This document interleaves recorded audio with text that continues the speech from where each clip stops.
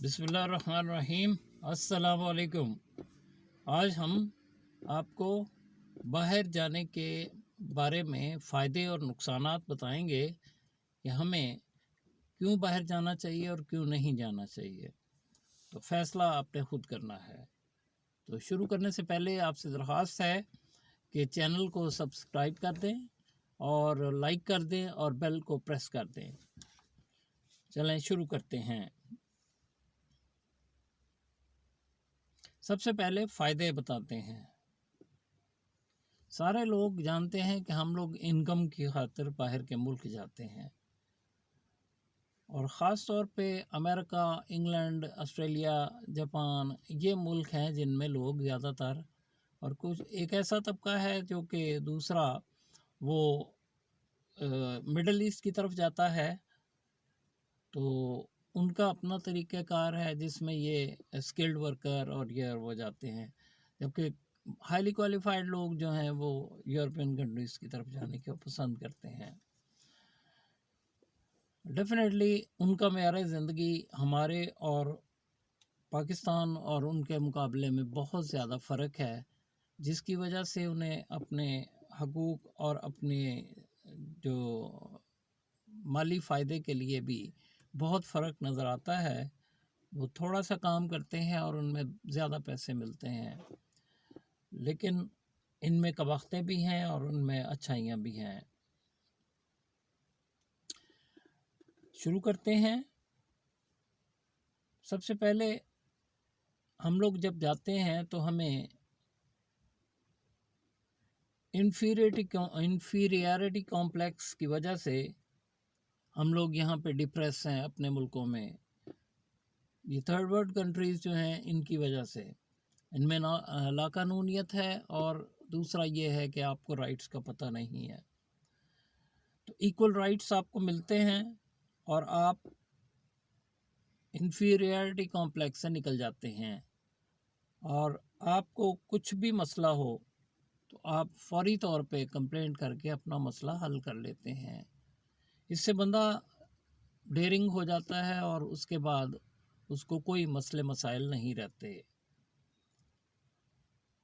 फिर वो अपने काम की तरफ इस तरह से लग जाता है कि जैसे उसको और कोई मसला मसाइल ना हो। फाइनेंशियल पोजीशन उसकी बेहतर होनी शुरू हो जाती है और वो टेंशन से रिलीफ हो जाता है। तीसरी चीज़ ये है कि अस्पतालों में उनकी हॉस्पिटलाइजेशन जो है वो फ्री है। किसी भी किस्म का ऑपरेशन हो, किसी भी किस्म की एक्सीडेंट हो, कोई भी हॉस्पिटल से रिलेटेड मसले मसाइल हों तो आपको विदाउट एनी प्रॉब्लम वो सॉल्व कर दिए जाते हैं, और जो कि एक बहुत बड़ा मसला है। हमारे मुल्क में बहुत ज़्यादा मसला है। इसी तरह से एजुकेशन का मामला है कि बच्चों की तालीम स्टेट की ज़िम्मेदारी है। तो बच्चे जो हैं वो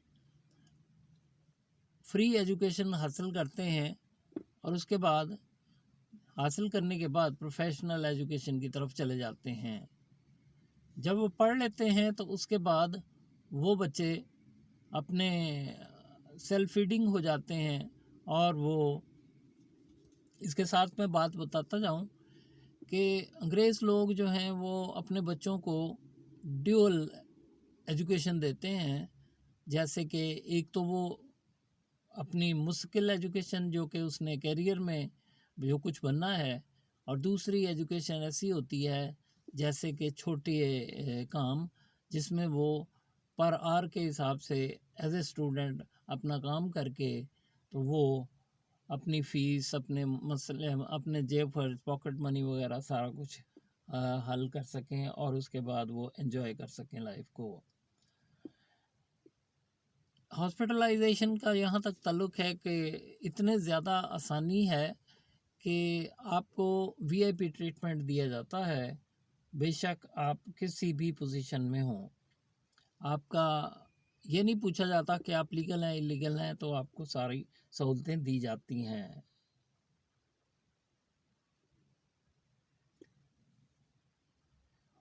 चौथी चीज़ आती है कि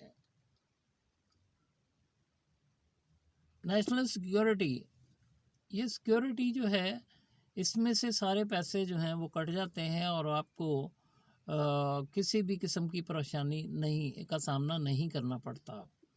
جیسے کہ آپ فرض کیا کہ آپ لیگل ہیں لیکن آپ کی جاب نہیں لگی ہے، تو آپ کو سیکیورٹی میں سے آپ کی جو نیشنل سیکیورٹی کارڈ ہوگا اس میں سے آپ کو پر منتھ کے حساب سے دیے جائیں گے اس وقت تک جب تک کہ آپ کی جاب نہیں لگ جاتی۔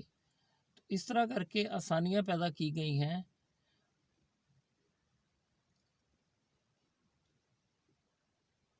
آپ لا ابائڈنگ سٹیزن ہوں تو اس کے بعد اگر آپ کو پولیس میں یا عدالتوں میں کہیں پہ بھی کام پڑ گیا ہے تو آپ اپروچ نہیں کر سکتے، کسی پولیس والے کو، کسی جج کو اپروچ نہیں کر سکتے۔ آپ بے شک کسی بھی عہدے پہ ہوں، مرتبے پہ ہوں یا نہ ہوں، آپ کو وی آئی پی ٹریٹمنٹ دیا جاتا ہے۔ اس کے بعد آتا ہے کہ ہم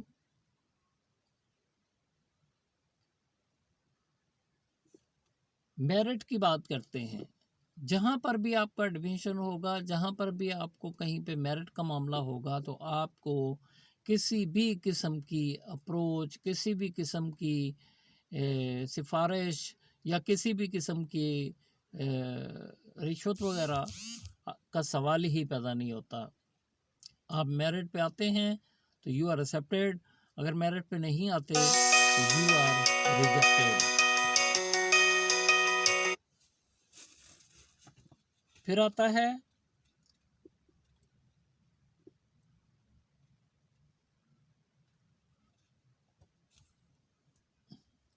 اگر کسی اسٹور پہ لائنیں لگی ہوئی ہیں، فرض کیا کسی بھی کام کے لیے لائن میں لوگ کھڑے ہیں، تو اس میں پریزیڈنٹ آف اس ملک کا پریزیڈنٹ بھی آ جائے تو وہ بھی لائن میں کھڑا ہوگا۔ اس کو اجازت نہیں ہے کہ وہ لائن کو توڑ کے آگے چلا جائے کہ کیونکہ میں وی آئی پی شخص ہوں تو اس لیے مجھے لائن میں نہیں کھڑا ہونا۔ یہ سوال ہی پیدا نہیں ہوتا۔ اس کو اپنی عوام کے مطابق چلنا ہے، جو وہاں پر طریقہ کار اختیار کیا گیا ہے اس کے مطابق آپ کو اسی میں رہنا ہے اور آپ کو لائن میں کھڑے ہونا ہے اور اپنی باری کا انتظار کرنا ہے۔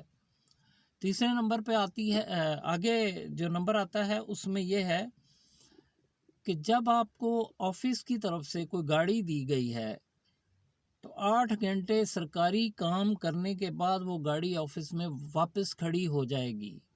یہ اصول غلط ہے کہ گاڑی گھروں میں جا رہی ہے اور اس کے بعد اس میں سے تیل بھی استعمال ہو رہا ہے، پیٹرول وغیرہ، اور اس کے بعد لوگ جو ہیں وہ اپنی مرضی سے فیملیز کو بھی لا رہے ہیں، لے جا رہے ہیں۔ یہ وہاں پر نہیں ہوتا۔